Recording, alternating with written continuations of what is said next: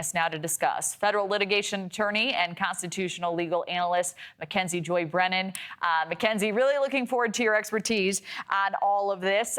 To start with this executive order. So this aims to both boost law enforcement's resistance to helping any crackdowns and to assist immigrants with knowing their rights as well. Do you see these moves as political posturing, as the administration has suggested here, or does this change the game from a legal standpoint?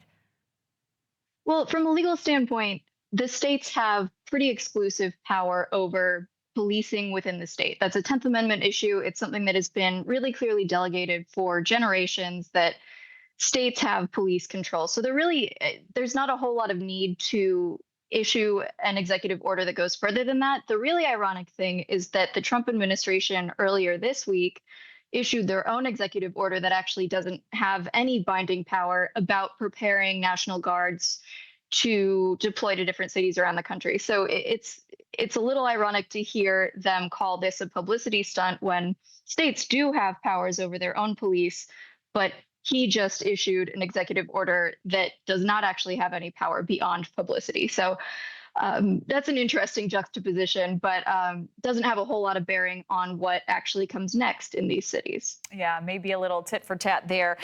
In Illinois, as you know, the governor, the mayor of Chicago, they both vowed to fight these moves. Where are the legal lines drawn when, again, this operation plan for Chicago, it does have significant differences from the operation that's underway in D.C.? Yeah, absolutely. And I think those differences are going to be key. The operation in DC really succeeded because DC has such unique status. And obviously that's an ongoing battle. We have yet to see what actually becomes of that. But there are things that give the president unique power over DC because it's not a state. There isn't a state government that has control over it that really could go to war with the federal government.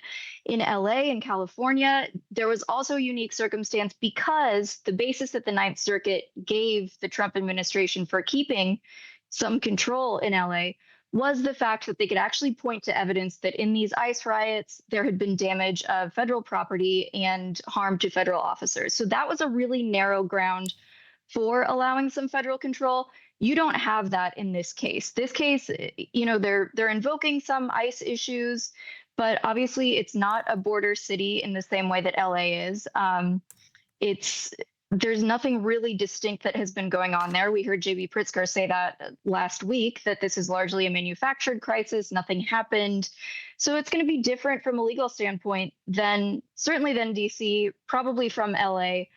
And it seems like they're trying to lean into ICE as the cause because solely commandeering state police power is so clearly unconstitutional. But we'll see if judges see through that and if they give any credence when there isn't a real thing that has happened to trigger this in Chicago. Got it.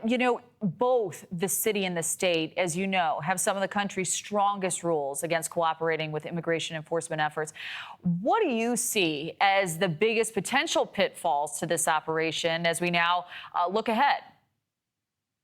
Yeah, we've seen some of that in D.C. and certainly in a lot of cities that a lot of these tough on crime operations that are coming from the Trump administration do tend to be targeting ICE or targeting people through ICE and just detaining immigrants. So that certainly is a risk. On the other hand, we did see a federal judge in Illinois already stop the Trump administration from commandeering some local resources for ICE cooperation.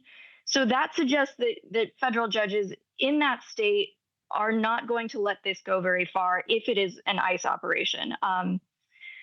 Obviously, this is a different issue, and they're kind of trying a different route towards the same end. So this could go differently given what we saw in LA, but who knows?